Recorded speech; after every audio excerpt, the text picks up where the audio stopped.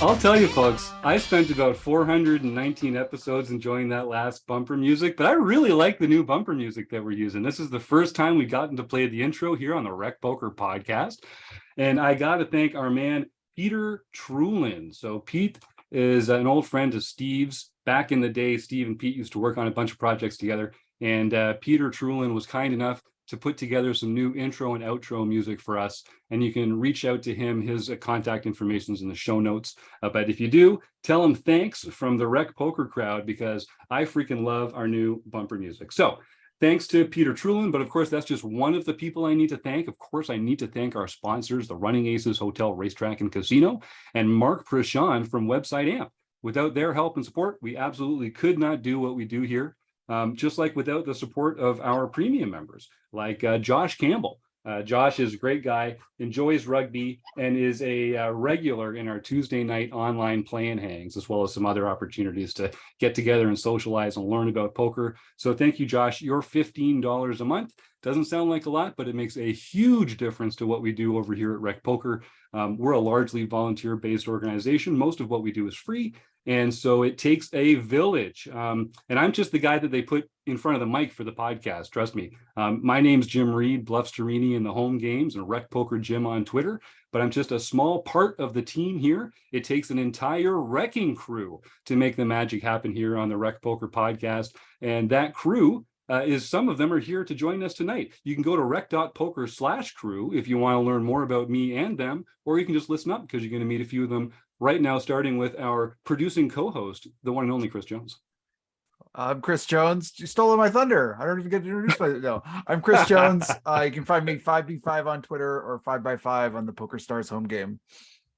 And I'm John Somsky. I am Poker Geek MN everywhere. And I'm Keith Brandt, and that's Monkey System everywhere. I'm Kim Kilroy. I am PetVet_33 on Twitter and PetVet33 in the home game. We've got a really exciting guest coming up tonight. I'm looking forward to talking to Alex Doc Chauran. But we're just before we do that, I want to tease a couple exciting tweaks that are coming up to the schedule over the next little while. So we're recording this on Monday, October 3rd. If you're listening live, if you're in the YouTube chat, you're going to get to join our draw later for a free prize like we do every week. And it means that you've still got time to show up tomorrow night, Tuesday night. We're going to restart our old Tuesday night online play and hang. So Josh Campbell's excited about that. And Kevin Mathers will be there often, and a bunch of the group here. We just hang out on Zoom and play in the nightly Rec Poker home game. And it's a lot of fun. We cheer each other on. We kind of give each other the gears, but it's a really fun time. And the Fun Country online play and hang is moving to Thursday nights at 10 o'clock Eastern. And in that one, you get to play for free. 9 lucky Rec Poker Premium members will get together and duke it out in a 9-handed sit and go, the winner of which gets $25, compliments of Fun Country Poker. So thank you to them for being a great partner with us. Speaking of partners, we've got someone from Poker Power, another Poker Power friend back here on the show. Doc, I'm going to introduce you as someone who has a lot of varied experiences. We talked about this a little on the beginning of the show. I can't wait to crack you open and get to know you a little better. Doc and I are kind of friends on Twitter. We've got a lot of common friends on there, like Kevin, the Minister of Hype, and some other folks that know how good we've got it up here in Canada and want to get a piece of that action. But Alex, Doc, welcome to the Rec Poker Podcast. Thank you so much for coming on the show. Thanks for having me. I'm really excited to talk. AJ says hi. She's my boss at Poker Power, and she said you guys are all really cool. Oh, right on. Well, she probably says some true stuff too every once in a while. AJ's fantastic. And I feel like Poker Power and Rec Poker just have so much in common, trying to make the game more accessible and inclusive for all sorts of people. And so it's a pleasure being able to talk to another one of the coaches there. So let's start with there. So you are a poker coach with Poker Power. You're involved in the business side of it. What's your role with Poker Power first? I'm a lead instructor. I kind of shy away from identifying myself as a poker coach because I think there's lots of great poker coaching available out there, and I'm not a great coach. What I am great at is teaching total beginners how to play poker. So our goal at Poker Power is to teach 1 million women how to play poker and just kind of turn the tables on life. And so my role is that I teach new beginner women how to play poker. And I do that often in a context like this on Zoom, and often for big companies. And I've even taught women and girls in Africa and Kenya how to play poker, and in large companies like Visa and Comcast and stuff like that for corporate events. So if you're out there and your company is really cool and likes doing, boring corporate events, have a fun one instead and contact Poker Power.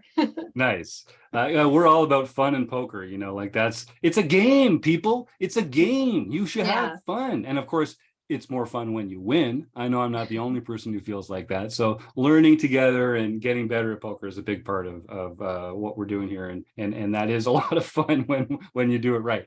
Yeah, and Poker Power has basically 12 lessons that build on one another. So we're not a fish factory here. We actually try to train people with really great content so that they learn basic strategy to feel at home at any local poker table they might join. Now, I hate to always ask our guests, like, how did you get into poker? So let's put that off just a little bit. And I want to focus on the fact we don't get a lot of practicing Wiccans who are active coven members here on the show. Why don't you talk a little bit about that side of your life and what excites you about that, what got you into that, and kind of how that has led you into the role that you're in now? Sure. Well, I've always liked cards, whether they're tarot cards or a deck of playing cards, I'm going to say.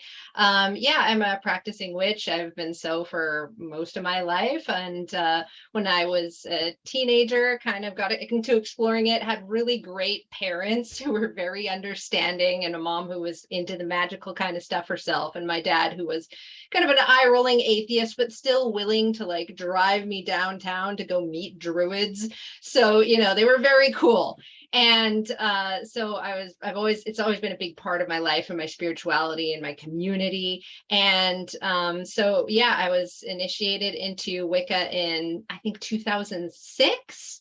And that was getting into a coven, and we practiced traditional Wicca. And so I've been practicing ever since then, and run a coven of my own now. So that's a cool part of my life. I love it. And it didn't really cause me to get into poker, but I think that I almost have a spiritual experience sometimes when I really deep dive into a poker moment and I'm thinking about just all the probabilities. It's like being able to enter the multiverse, right? Sometimes. So that's kind of cool.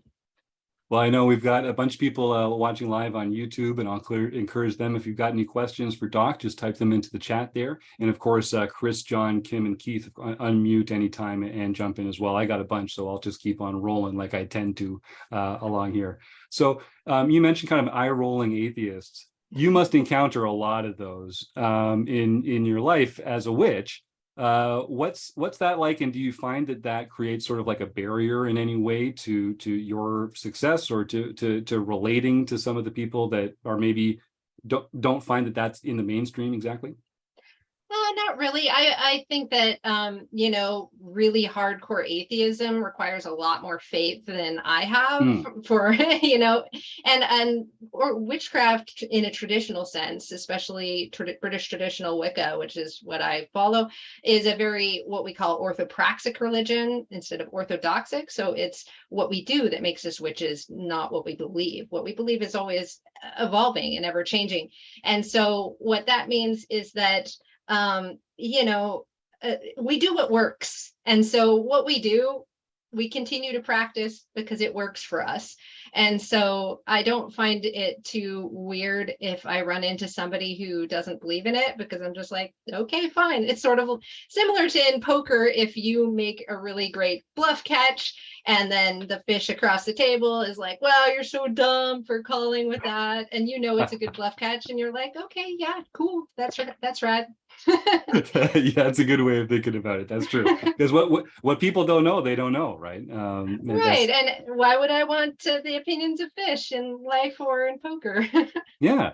So tell me a little bit about sort of what witchcraft has brought to your life, and how what you get out of it, and sort of what that experience is like.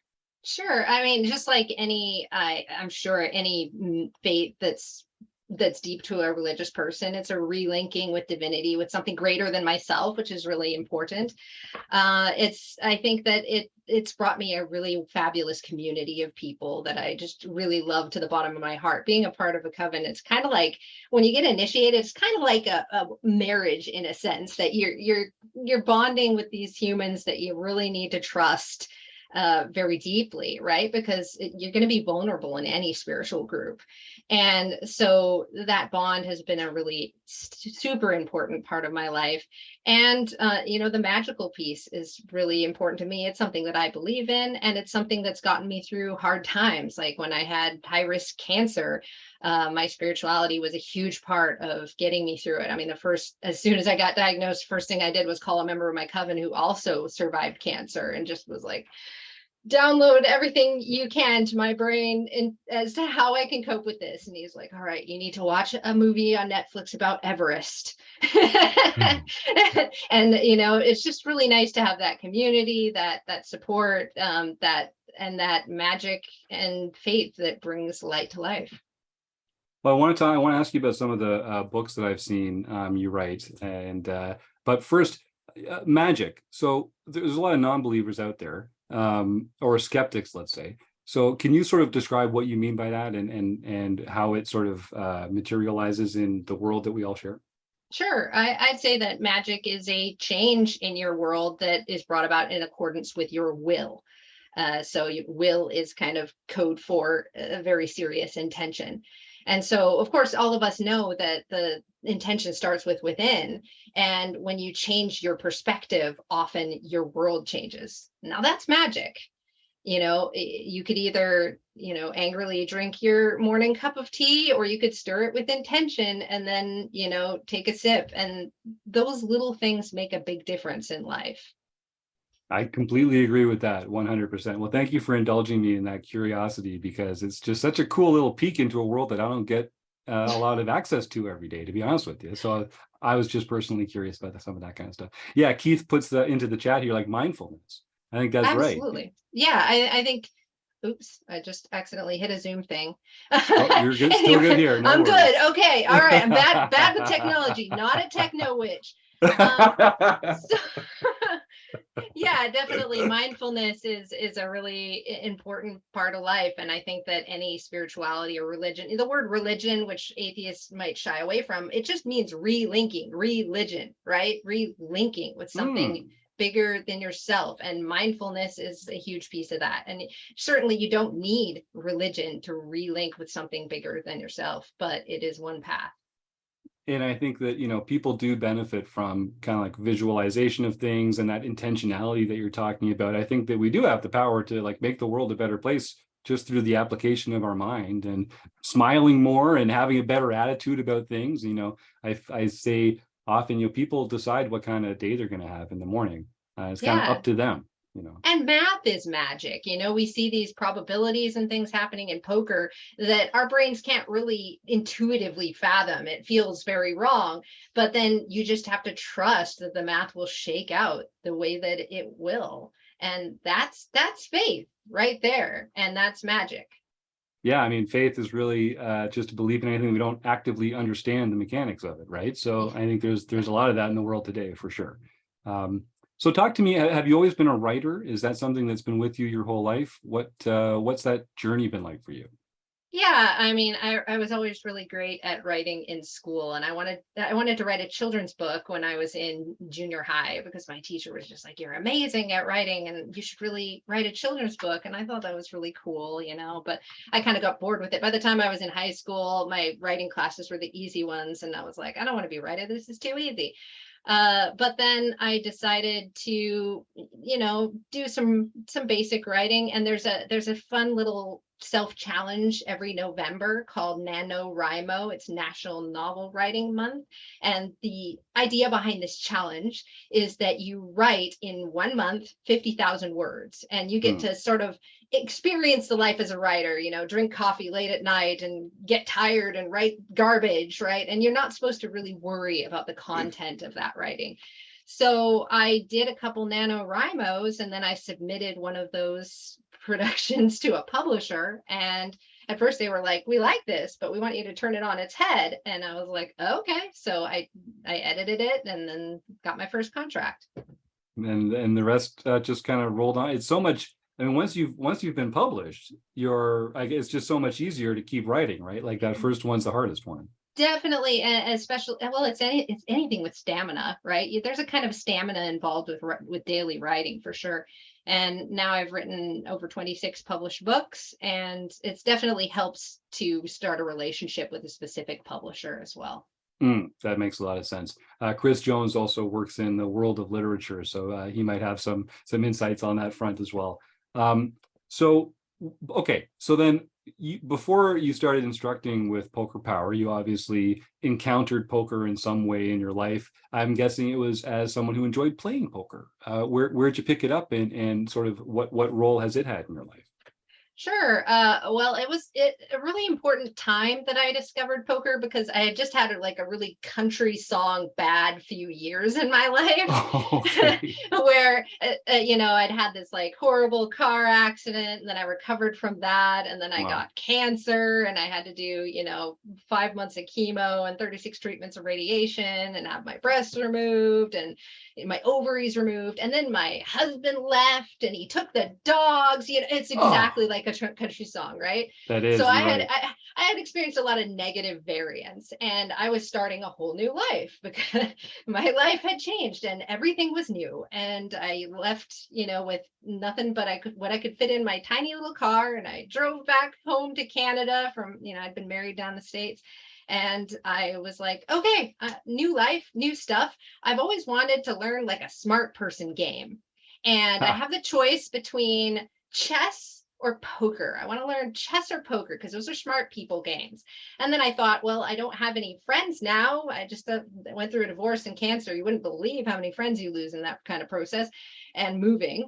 And so I was like, I'm going to learn poker because I feel like I could probably make more friends this way. And so I jumped onto the old app store and I downloaded the old Zynga poker. Hey, all right.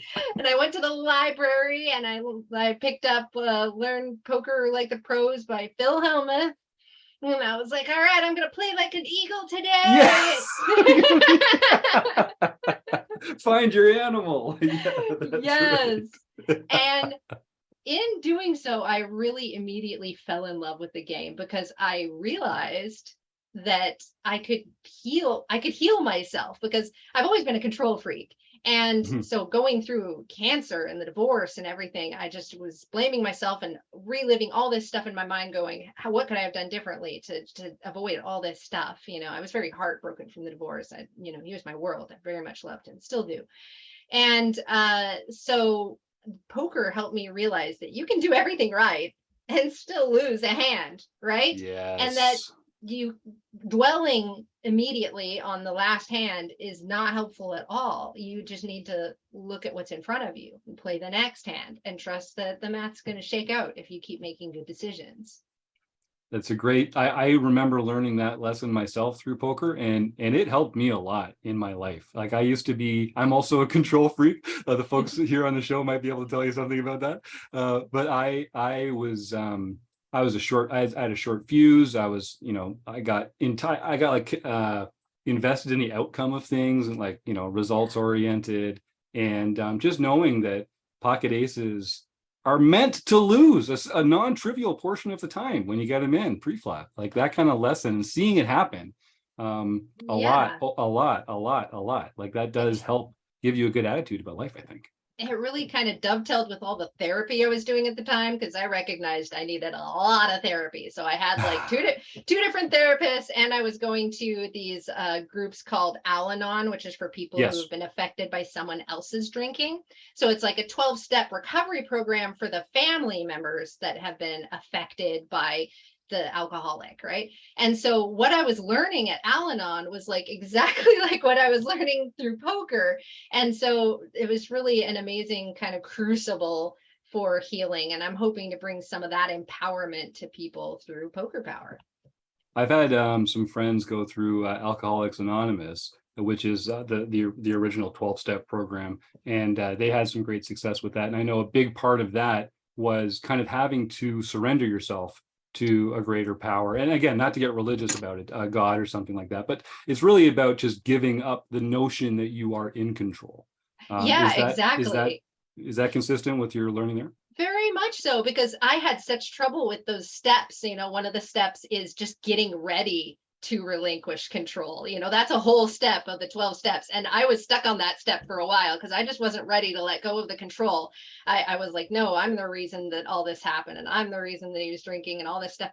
And then one day I thought, well, maybe I'm not in control of everything. And that was like my first step. I was like, maybe I'm not in control of everything. And then poker kind of kept teaching me, kept, you know, prodding me. And I was playing and thinking, okay, no, I'm not in control of that either, or this or that.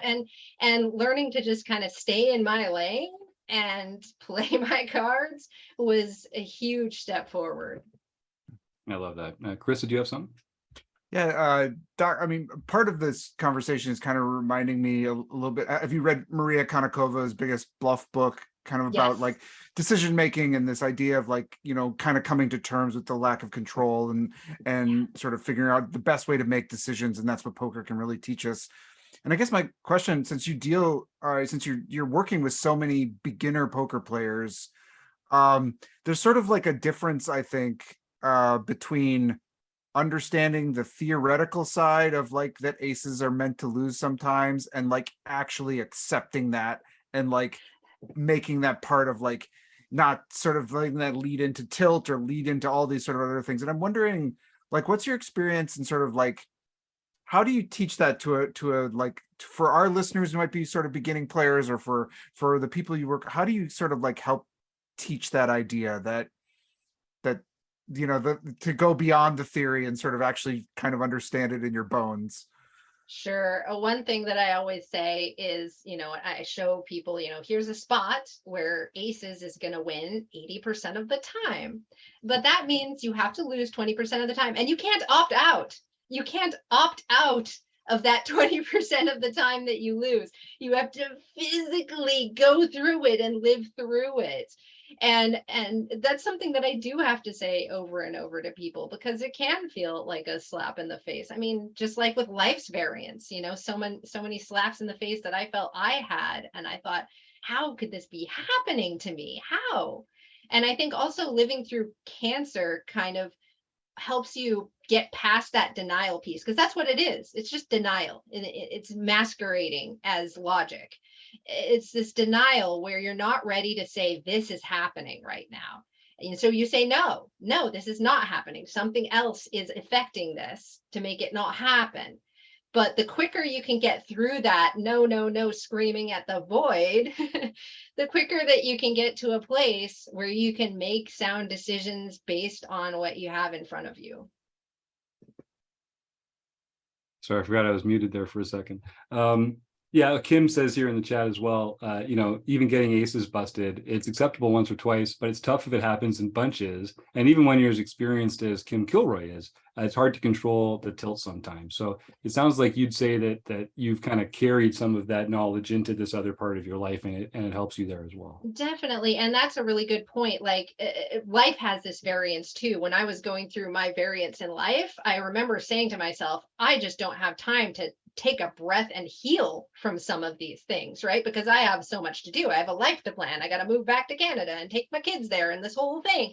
And so I didn't have the space to do the therapy in between with more bad stuff flying at my face, right? So this is something that happens in life and it happens in poker. And I think that those life skills carry over to poker and vice versa. If you can learn to keep having those bad strings of losses over and over again in poker, you can start carrying some of that over. And part of that may be finding a way to pause or quit and heal, right? Which you can't do with life's variants, but that's why learning from games is so amazing, is that through play, we can have this little microcosm that we can play around in, but we have more of a sense of control in that we can choose when to play and when not to play.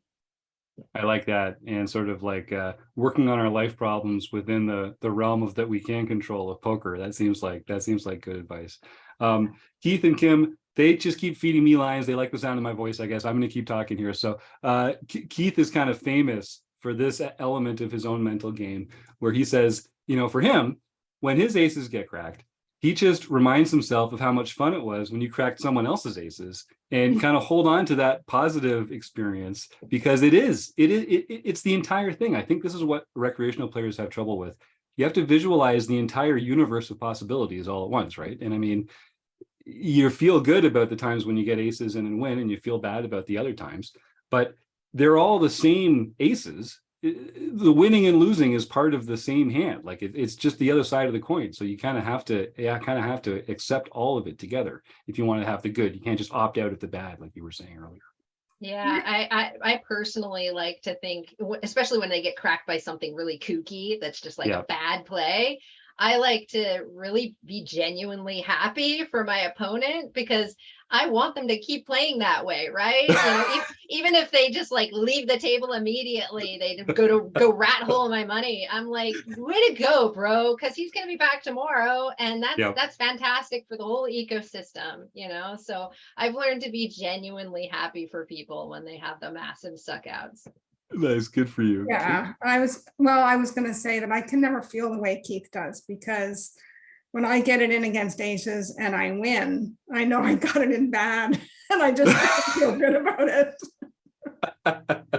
Yeah, that's right. That's my tilt too. When I first started playing poker, I thought, wow, I'm going to be so great at this game because I'm going to have zero mindset issues. Because as you know, I've written a lot of books about meditation and mindfulness. I'm like, really well trained in all that mind game stuff, right? But everybody has tilt, and mine isn't getting mad at the way cards come out at all. Mine is that mistake tilt because of that control thing. And so that's what I continue to work on to this day. Kim, did you have a follow-up there? No, that's good. Yeah. All right. So how did you get involved with playing poker, and so you're playing on Zynga?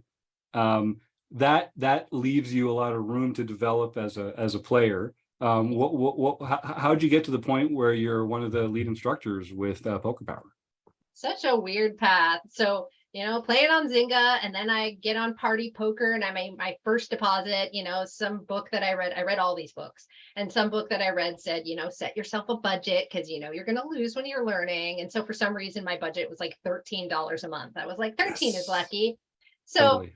So I'm going into, 1 penny, 2 penny games. I'm doing this, and I decide, and Run It Once poker was a huge part of my journey too, because I'm like following all these poker podcasts, and I'm listening, and I'm learning that Phil Galfond, this trusted guy, has this new poker site, and they need beta testers, and they're going to give me like 40 euros to just blow on this site. So I'm like, okay, cool. So I sign up and I start playing on Run It Once poker, and I'm really loving it. It was so wonderful. I miss it so much.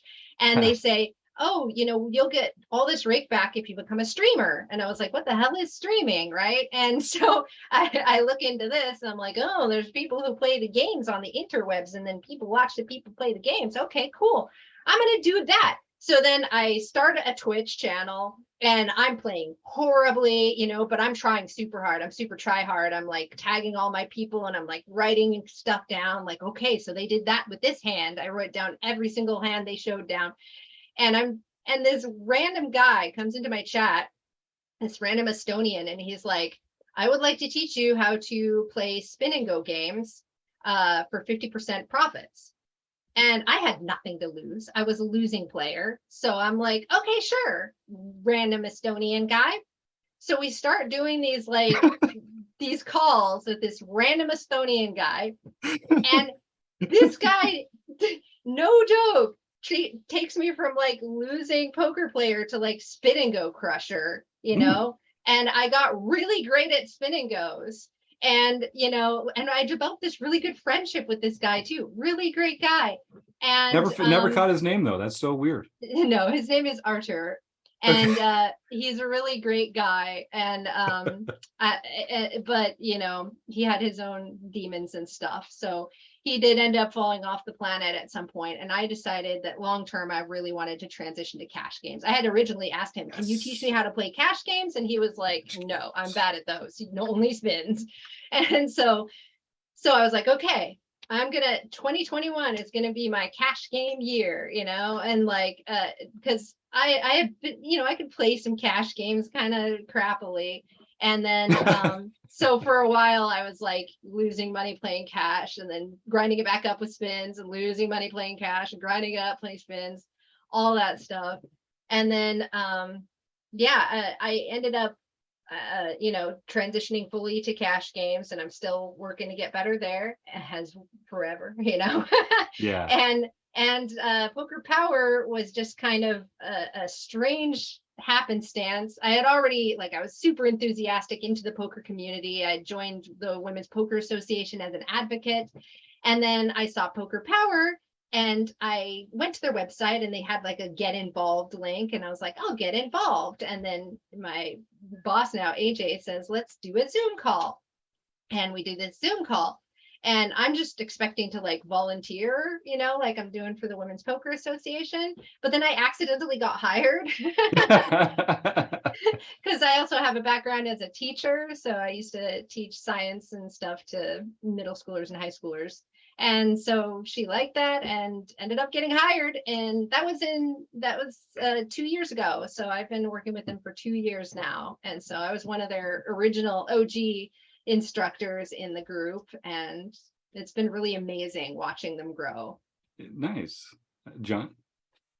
Yeah, so I'm curious, what are for spin and goes, what are the adjustments as compared to a normal sit and go or a tournament? Or because it's an ultra fast, for those who don't know, ultra fast structure, 3 players, and there's a lot of variance in what the payouts are. So you kind of spin a wheel and sometimes you get 2/3, the rake is 1/3, and sometimes you get like 10 times the buy-ins or something like that. So Okay.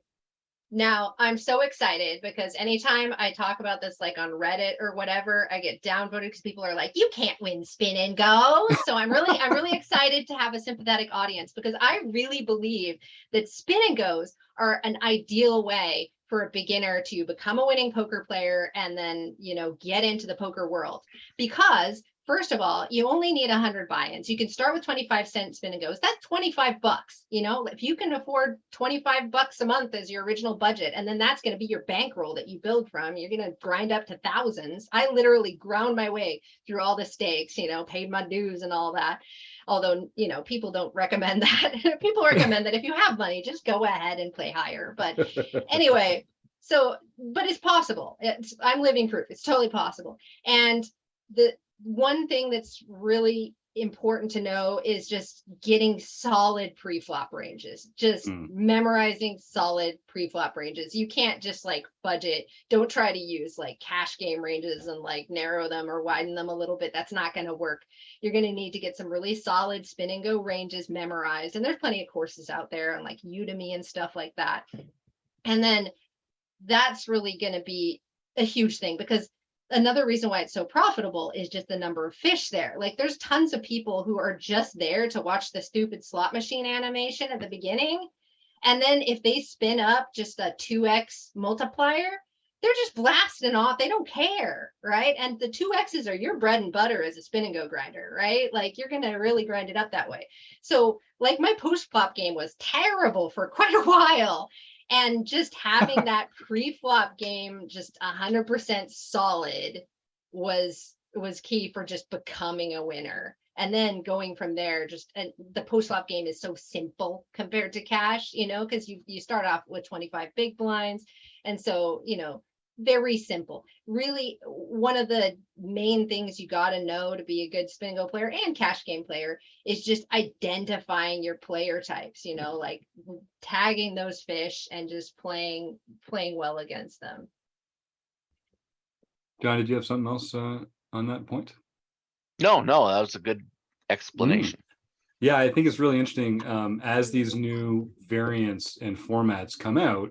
The people that kind of understand the edges at first really get a chance. They're just way ahead on the learning curve as opposed to everyone else coming into it. And I think people don't like when people now play spin and goes, like you say, they think about it like, oh, I just have to play really well on the big multiplier games because that's where all the money is. I don't think they appreciate the grind of it, and being more invested in those smaller ones is the only way to really make money. Yeah? One thing you need to know, you need to understand that it's a numbers game. Like 3,000 games is like the minimum amount of games before you can trust that your graph is going anywhere. So 3,000 games, that's because the immediate variance bounce is 30 buy-ins up or down is totally normal. Like that's an everyday thing, like no big deal. 30 buy-ins up and down. And when you have 100 buy-in downswing, that's just your practice for the next time you have 100 buy-in downswing.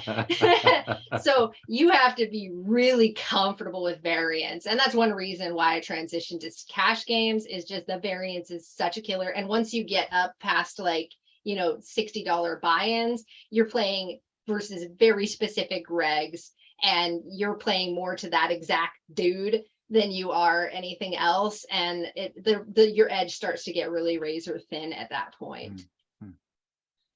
I kind of want to just jump in too, because it's a format I haven't really played very much at all, but I've always been kind of curious. Do you, in a spin and go setting, especially against some play, when you're not up against those known regs, when you're up against more maybe a wider player pool, maybe a player you've never sort of encountered before, does your strategy change when the prize pool, like when the prize pool shoots up to some sort of more, the 5x or the 10x? Is it like, does that influence, or do you just sort of have your solid ranges? No. Yeah, generally no. I mean, you will probably, shy away from, like, if you have a decision point between, a jam or not, then you might shy away from those places if they aren't like overwhelmingly in your favor. But generally, it's way less deviation than in a cash game in any scenario. Like in a cash game, there's just so much deviation you have to do with regards to the people at the table and what's going on, and who's pissed off at a server, like so much deviation. Whereas in a spin and go, like you can just not deviate ever, and that's fine, like 100%. In fact, on Run It Once Poker, one of the cool things about that site is they had their game was called the Cube, and what happens is like there's this cool animation and the prize is locked inside like this question mark cube, and you don't know what the prize is until after the spin is finished. And I actually really liked that, because I think my game was a lot better when I didn't deviate based on the prize. In fact, you can take advantage, like on other sites like PokerStars, you can take advantage of players who are playing way too wimpy when the multiplier is big by just playing a solid game. And so that's the only deviation, really, is knowing that everyone else is going to be deviating too much. Yeah, that's sort of like what I was kind of wondering about, is like, how does it influence the other players, and then how does it that influences change our them approach? so much, because most of these people are not grinders, like they're, unless you see like the Russian flag by their name, or the Estonian flag by their name, or the Brazilian flag by their name, you can probably be sure that they're not spin and go grinder, and that they are going to freak out when they do a big spin. Yeah. And I think, like one of the things that I learned from Run It Once was when I had to switch back to PokerStars because they closed. I was just like, I'd never even watched the animation anymore. I was like, whatever, and that was great. Yeah, jump in there, Keith. You had a question or a comment? Yeah, you are a teacher. I'm kind of interested in what kind of a teaching technique that you use. You said you'd have 12 lessons, and the one builds on the other. So what I'm interested in is first, how much of a beginner are they? Is it somebody who doesn't even know the rules of poker? And you Correct. start right from there. Absolutely. And then, yeah. also, what kind of techniques you use? I'm kind of interested in hearing the basics about that. Sure. Yeah. I'll tell you what I can tell you without getting into their proprietary materials. But the idea is that these are complete and utter beginners. They don't even know the rules of poker. They don't even know the hand rankings. And this is because we teach all kinds of corporate events, right? So a lot of them are just kind of like women's empowerment events that, you know, these employees are being forced into on their lunch breaks or whatever. And so we are taking a ton of people who just don't even know what the hell poker is, you know. And so we start off just from the basics. We start off with hand rankings and being able to identify what's the nuts on the board, right? And we build from there. And eventually we get into just basic strategy, things like c-betting and stuff like that. And we get into the logic behind it all. And these are mostly, we do have some live events, but a lot of these are done via Zoom because Poker Power was born during the pandemic, right? And so what'll happen is there will be essentially like a 30-minute PowerPoint presentation that is really slick and has all these great concepts really laid out for beginners. And then there's 30 minutes of play in an app so that you can get some experience playing the game and get your feet wet. And all of our instructors are just really experienced, really great at answering all these questions. And we do really big events too, where there's just tons of people. So we have multiple instructors, and then we do Zoom breakout rooms and stuff like that. And we always have one instructor manning the chat to answer any questions. It's a really awesome program. And we've gotten a lot of ladies interested in poker through it. Kim, why don't you go next? Yes. Okay. You had your start with the Helmuth's book. Yes. And Reddit of all things, And Reddit. r/poker, like just the worst Right. worst sources. So my question is, in today's game, what do you use for your own study, for your own game? What materials do you use? How much time do you study versus play? So I'm probably like, if you think about poker as like being a gamer, you know, and there's a range of between hardcore and filthy casual. I tend towards the like more hardcore. So I do devote like an awful lot of my time to play and study. I think that, so I've been taking a lot of courses from Chasing Poker Greatness. If you know Brad Wilson, I'm sure, you know, maybe one or more of you have been on his podcast too. No, he's great. Yeah. He is fantastic. And so for cash games, you know, like I said, I was studying with this weird Estonian for spins, and we were super intense. Like he would do calls like at least twice a week, like video calls that were at least an hour, and we would and I would review hands for at least an hour every day, and then I'd be grinding with like a goal towards like 5 hours of play, right? And so this is kind of where I'm coming from, and I want to join a cash game coaching for profits situation because I really thrived in the spin and go coaching for profits situation, but it's a little more competitive in the cash game coaching for profits, and I have to get better, right? Good enough to join one of these stables. So I've taken all of Coach Brad Wilson's courses through Chasing Poker Greatness, which I highly recommend. They're really amazing, and they help you understand not only how to play against fish, but also how to talk through a poker hand. He also has like this amazing Slack community where you can post hands and stuff. And, you know, he probably would hate me saying this, but he's like the most generous with his time coach out there. Like, even if you just like pay for one course, first of all, you can retake it as many times as you want for free. Second of all, you get access to like weekly Zoom calls. Third of all, like you can just pester him with questions and he won't like charge you any more money. He just like answers it, you know, like if you're just an earnest seeker and you're doing it because you love poker, like he will just answer you. He's so generous to all of us, you know. It's not just because I'm a lady, right? Like he's just like this to everyone across the board.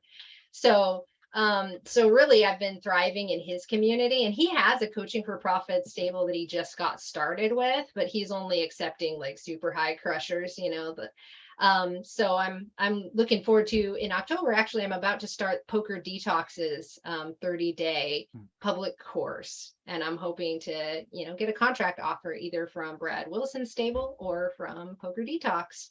So Well, wish me luck. that's Run good. That's amazing. Good luck. I took part in one of his Zoom calls once when he was offering it, when it was free to join in, and it was hand histories and you could bring a hand and stuff. And I thought it was really good, but I'm a more of a tournament player. So I sort of went the other direction. And do you play any tournaments at all? Or do you just focus on cash? I only play tournaments. Poker.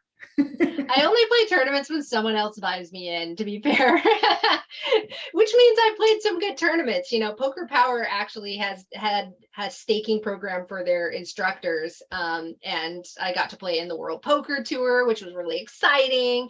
And you can imagine, since most of my poker time has been during the pandemic, my live poker has been significantly less. And so it was really fun to play in some of those bigger buy-in events. So I do play in some tournaments, but only when someone else buys me in. I'm not bankrolling any of that because I'm just not as good. One quick follow-up. Where do you play live cash?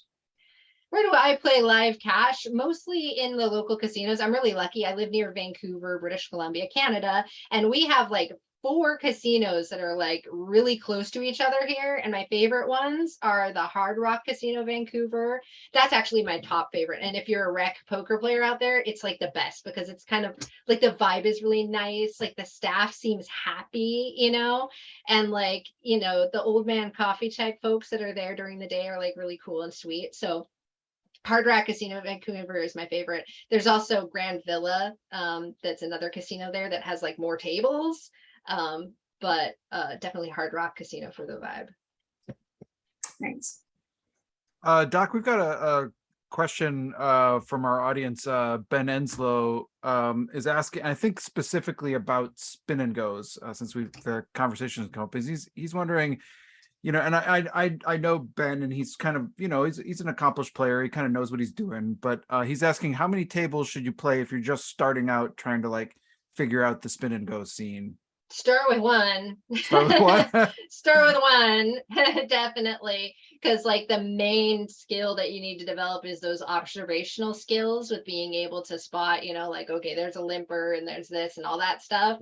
So I'd say definitely start with one, especially if you already know how to play other forms of poker, like cash games, because you're going to make cash game guy mistakes. And let me tell you, those are bad mistakes in spins. So definitely start with one and be really slow when you add on your tables, so don't jump to 3, even if you're used to playing 4 cash, like just jump to 2, and play that for a while and then go to 3.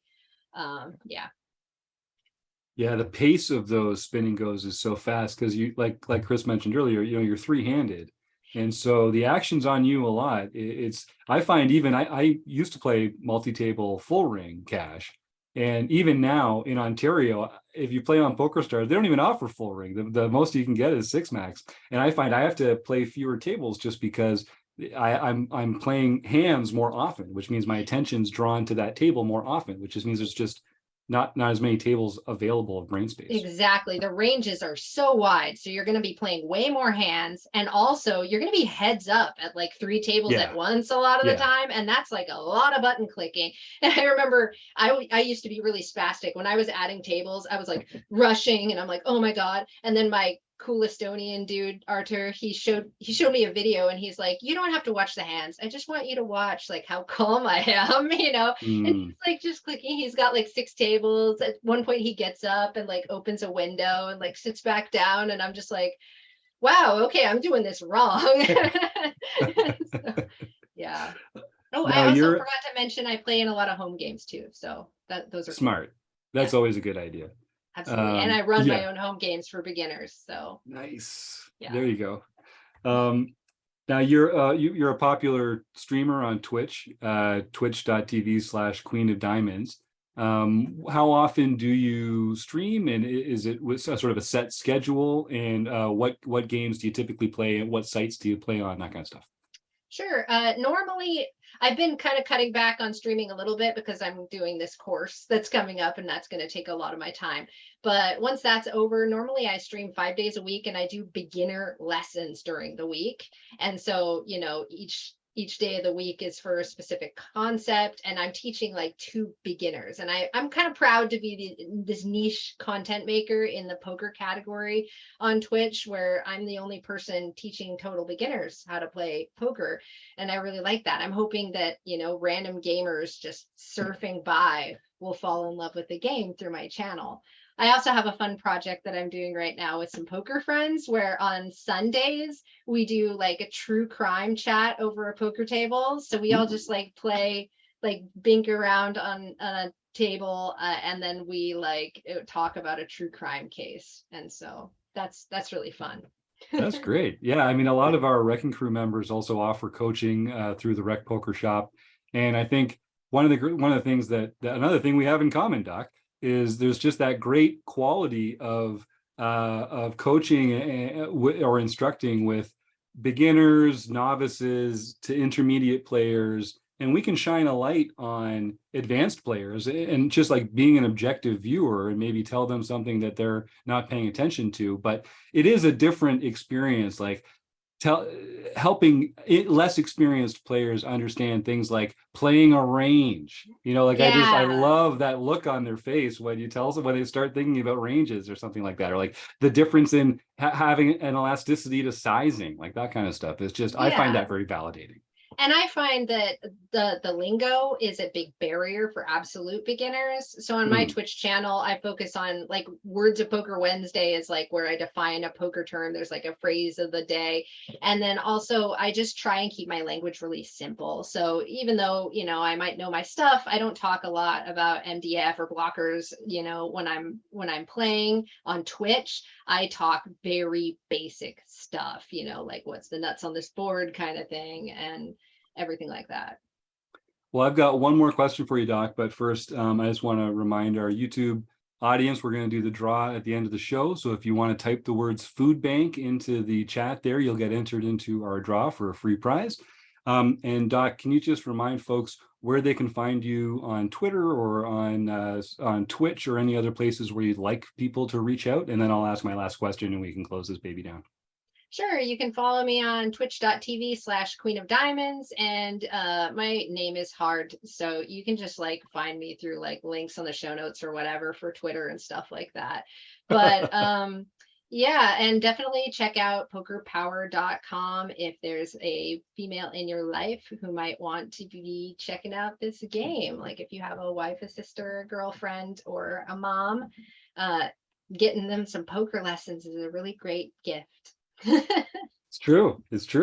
And yeah, folks, if you're on Twitter, just start with Dr. Alex and work your way down from there. You'll find her eventually. So my last question, Doc, we do a theme of the month every month here in our premium membership, where we focus all our learning material on one theme each month. The theme this month is 3-betting. And so I always try and ask our guest, just can you just share a couple thoughts on the importance of 3-betting from the point of view of the aggressor? Like, why is it important to have a 3-betting range, and sort of like really anything that springs to mind on that subject at all? Sure. Well, I'm going to talk towards beginners because that's what I'm best at. So a 3-bet means that you have raised someone else's raise. So the reason it's called a 3-bet is because the blind bets are the first bet. The first raiser is the second bet. And then when you re-raise them, that's a 3-bet. Now we might re-raise for 2 reasons. There's really 2 good reasons to put money in a pot, right? There's not a third reason, like I'm bored, right? There's 2 reasons. One is as a value bet. Yeah, one is a value bet, or the other is as a bluff. So we can 3-bet either for value or as a bluff. So this is one reason why understanding ranges is a really great way to start. Now, if you're not ready to memorize a bunch of 3-betting ranges, just know that you want to 3-bet some valuable hands like aces, kings, queens, and ace king. Those are some really valuable hands to 3-bet. When you're thinking about bluffing, you can get some bluff ranges memorized for 3-betting as well, which is really useful. But if you're not ready to memorize ranges, think about hands that might play well post flop, even if you get called. Something like a suited connector, like 9-8 suited, might make a good bluff 3-bet. And remember, you want to target people with your bluffs, right? You don't want to bluff the person who always calls. Look for people who are wimpy. They're not playing a whole lot of hands. And when they do, they fold to 3-bets, or when they're just in the blinds and they fold it a lot anyway. That's great. Well, thanks again, Doc. I really enjoyed getting to know you a little better. You're a super fun follow on Twitter, and it's great to kind of peel back the layers a little bit. I hope we get a chance to get together, play some cash in real life one of these days. Wouldn't that be a treat? Count me in. That would be awesome. All right. Thank you so much for Thanks having again. me. You have a great night, Doc. All right. So that was a treat. I've been looking forward to having Doc on the show for a while here. Such an interesting character. I couldn't help but ask about the magic and the witchcraft and the coven and that sort of thing. As an outsider, that's just like fascinating to me. But I don't even think we mentioned or came up. She has a PhD too. So like, oh yeah, that's why, no, that's why Doc her is nickname not. is Doc. Yeah. So yeah, like, it's not just a nickname. She's a yeah. doctor. She's an actual doctor, a published author. Just in case, people hear witchcraft and I think they get a little like, I don't know. I think some people, there's a barrier there, but I was really impressed with the conversation. So John, did you have something on that front? No, I was just getting ready for, when you move on to the next thing, I didn't want to be muted at that point in time. So Smart. I'm preventing the Somsky. Getting out ahead of that Somsky, that's really smart. Yeah. So before we get into the home games, or no, we could get into the home games, and I could just interrupt John. We haven't done that a lot lately, but no, okay. So we'll come up with something else to interrupt him. But I mentioned that the theme of the month this month is 3-betting from the point of view of the aggressor. Keith, if people are listening to this in real time, they still have time to make it on Thursday, October 6th to Monkey Systems off table tools study group, which is on Thursday evenings at 7:30 Eastern, the first Thursday of every month. Keith, are you going to be using advanced poker training this month to look at 3-betting, or do you have something else up your sleeve?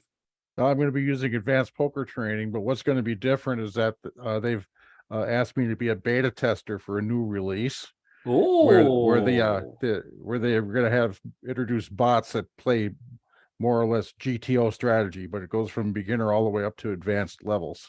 So we're going to go up against the cyborg level. But other than that, we're going to try 3-betting. We're probably going to 3-bet those GTO cyborgs with a wider than recommended GTO range because it's more fun. Yeah. I love that idea. And then again, so Keith has this group on the first Thursday of every month. And if you go to rec.poker/Keith Brandt, you can find out more about Keith, the programs he likes to use to train and study. And you can also get some discount codes on some great programs like Advanced Poker Training and Range Trainer Pro. So if you're interested in getting more involved with Keith or taking that step to become a better player, I'd encourage you to do that. And you can also find some of those resources over at rec.poker/resources as well. All right, John, why don't you take us into the home game results? I understand PokerStars wasn't making it easy for you this week. Yes, that is true. So I think it's going to be hard for you to interrupt me because I don't have any results this week. They will be coming. I am. Oh, sorry, John. This is just coming in.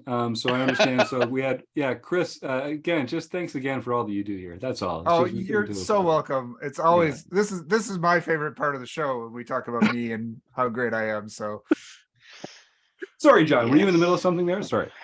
I was just saying, I think we should be talking about how great Chris is instead of this because I don't have any results this week.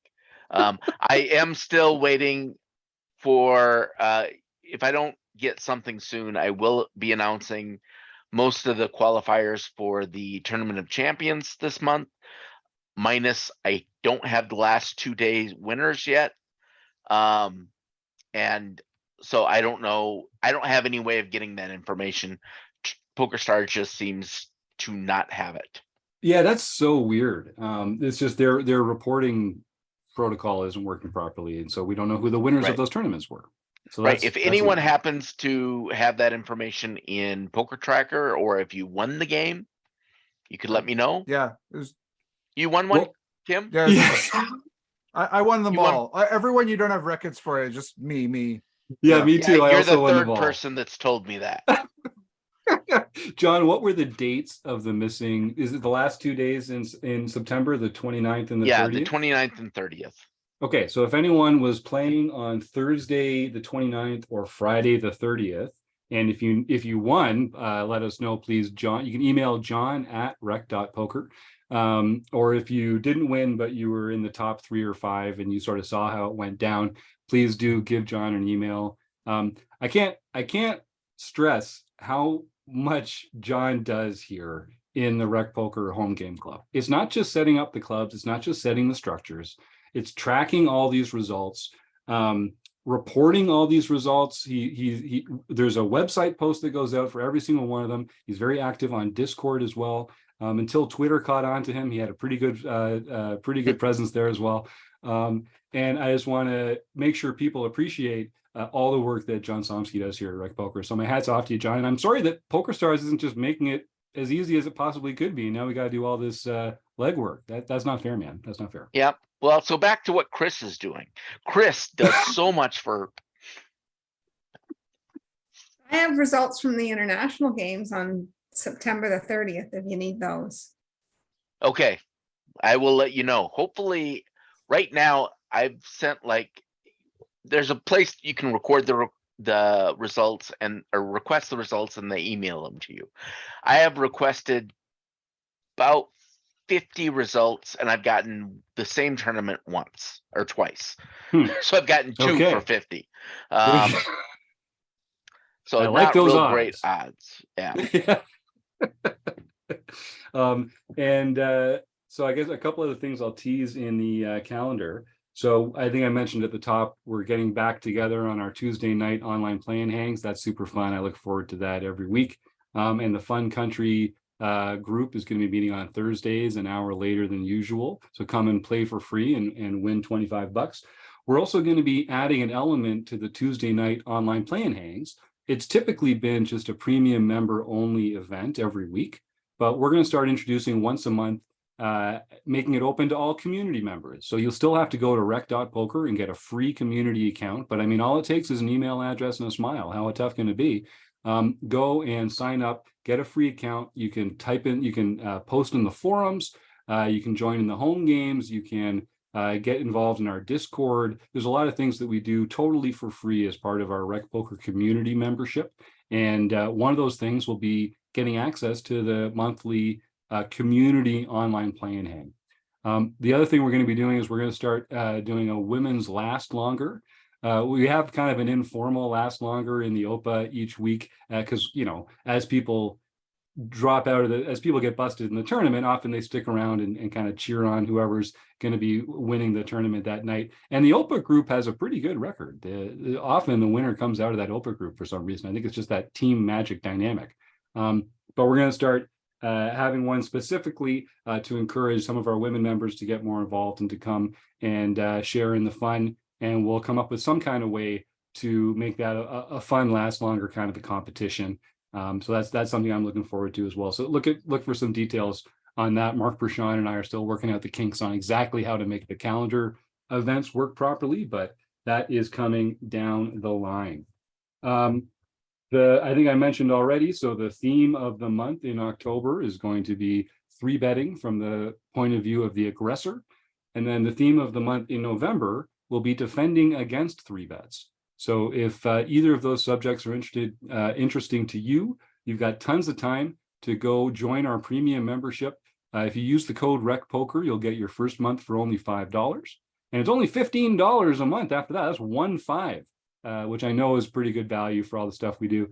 There's an event every single day between the home games, our study groups, the podcast, our strategy conversations, releasing videos. There's often 2 or 3 different kinds of events every single day that you can get involved with. And so whether it's for the learning or for the social side of things, or you just want to hang out with other people who love poker as much as you do, this is the place for you. So come and try it out. So I think we'll do our food bank draw here. I see 4 people have entered their names in. starting with my man Woody, Rocket Box Poker. Woody's got some exciting plans coming up too. I'm not going to break any news. Don't worry, Woody. But if you live in the state of Pennsylvania, hold on to your hat because Rocket Box is putting something fun together and you might want to get involved in that. So before we do that, I'll just say the only other thing, Kim, you've got your hand history review on the 4th Tuesday of every month. I've already put together a couple hands that I'm going to share on all the wrong ways to play pocket jacks. So I don't know if that'll be what you end up looking at, but Sounds like fun. Yeah, I was multi-tabling the other day. I was trying to get some paperwork done and just had a couple cash games up on the side. And I got into a few spots with pocket jacks where the boards were the same, but I took very different actions on them. So we can kind of compare how you might play them. And I'm interested to get your insight and how the solver might approach some of that stuff. Okay, I might have to change the date to the week before. I'm going to Malta for the Malta Festival. Wow. Nice. Amazing. I will be, that's the day I arrive after an overnight flight. So I'm not sure. Well, Hey, folks, if you go to Kim. rec. Yeah, Oh, John. I was just wondering, you want to switch lives? Yeah, Kim has a great life, doesn't she? She just travels around the world playing poker everywhere. This is what I want to be, a retired veterinarian. Kim, is that your secret? Yeah, and the fact that, you know, it was COVID really put a damper on that because that's what I was doing beforehand. But the good thing that came out of that was I discovered Rec Poker and the amazing group we have here. And so that was Especially Chris. Good point. Good point. Very good point, John. Yeah. Well, that's awesome. And so, yeah, folks, I will say, if you go to the website, if you go to www.rec.poker, the website itself, just on the homepage, if you just scroll down a little bit, you'll see the weekly calendar. And so Sunday through Saturday, you can see all the different home games in yellow, all the different blue engage events, whether it's the podcast, online play and hang, Twitch streams with Taylor, the book study, Monkeys Off Table Tools, the Fun Country Poker's OPA. I do my own poker tracker study group where we review hands with Poker Tracker once a month. The Focus, where we look at different kinds of software and get in there. The online review and hang. There's just so many cool things. The deep dive Q&A with Chris, the unshuffled mixed game challenge. Like, this stuff all happens at least once a month, if not every 2 weeks. And there's just a lot of great stuff out there. Some of it's free, some of it you got to be a premium member. You're gonna have to pony up that $5 for your first month. But I encourage folks to go and check that out because there is a lot to get involved with, and it is super fun. Anything else before I do the draw here, gang? All right, this was a long one. This was a longer episode than I was expecting. Okay, so we got 1, 2, 3, 4, starting with Rocket Box, working down. I'm rolling an 8-sided die.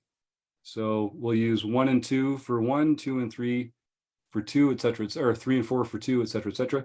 I was getting there, Chris. I was getting there. I was going to get it right here. I wanted you to roll a 2 really badly there. Yeah, that would have put me in jail, wouldn't it? It's a 1 again. I'm not making this up. I don't know, this might screw something up, but like, no, you won't be able to see it. Okay, no, we screwed it all up. Okay. You sure that's not weighted, that die? I know it's really not. And sometimes I use the 12-sided, sometimes I use the 10-sided. Like, they can't all be weighted towards 1s. But yeah, how about that? If anyone has some fair dice out there that you would want to send to Jim, that's maybe a good idea. Or we should just start using an RNG or something. Yeah, we'll just have to see. I'm kind of curious, like, how many times can we roll? Now I kind of want to push this. I mean, I kind of like it because it really encourages people. Like, I mean, just, you got to be fast on the draw.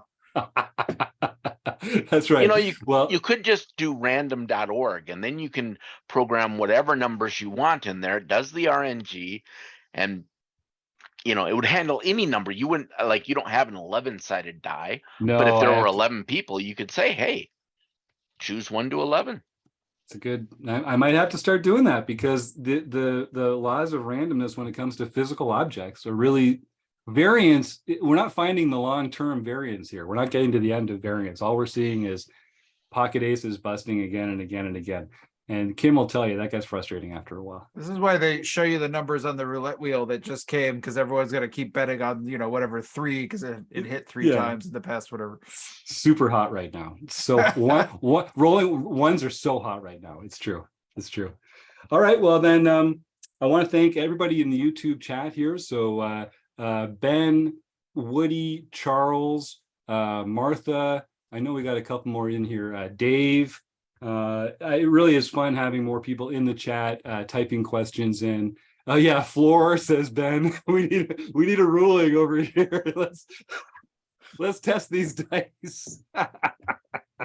Yeah, don't worry, Ben. Maybe we can get a YouTube investigation going. Oh yeah, let's get Poppy on this. Yeah, exactly. We got to get to the Joey bottom Ingram. of this. Let's see if we can do a 30-hour stream on Jim's dice. Oh yeah, we didn't even talk about that at all. This could Holy be cow. one of the true crime podcasts that they talk about while playing That's poker. right. All right. Well, thank you to everyone in the YouTube chat. It makes our entire experience more fun having you here playing along with us in real time. So thank you for making that happen. And of course, thank you to Kim and Keith and John and Chris, not only for joining me tonight on the show, but for everything you do month in and month out to enrich the lives of our members here at Rec Poker. I'm so proud and pleased to be a part of this organization because of the people like you that make it what it is.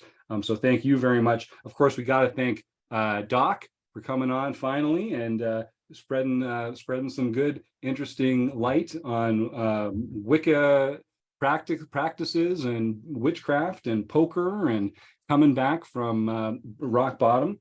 And of course, I'd be remiss if I didn't thank Mark Bershon and the Running Aces Hotel, Racetrack, and Casino, because we couldn't do it without them.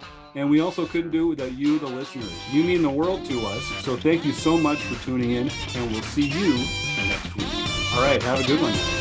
Enjoy.